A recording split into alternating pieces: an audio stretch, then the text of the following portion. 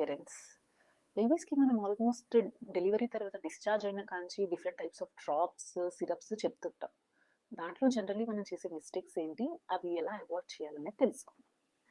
Number 1, మనం drops కానీ, syrups కానీ బేబీస్‌కి యూజ్ చేసినప్పుడు వన్స్ ఓపెన్ చేసిన తర్వాత 1 మంత్‌లో యూజ్ చేయాలి.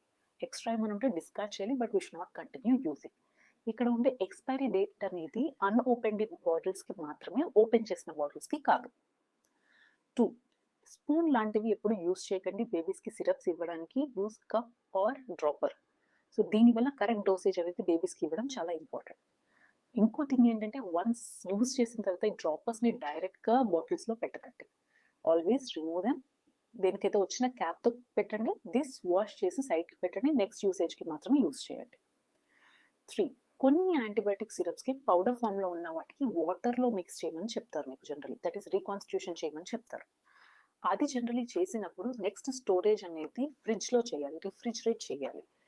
అండ్ వితిన్ 7 డేస్ అనేది యూసేజ్ అనేది జరగాలి. 4, డిఫరెంట్ అదర్ దాన్ దట్ ఇంకా డిఫరెంట్‌గా ఉన్న మెడిసిన్స్ ఏమైనా ఉంటే డైరెక్ట్ సన్‌లైట్ ఎక్స్‌పోజర్ అనేది జరగకూడదు.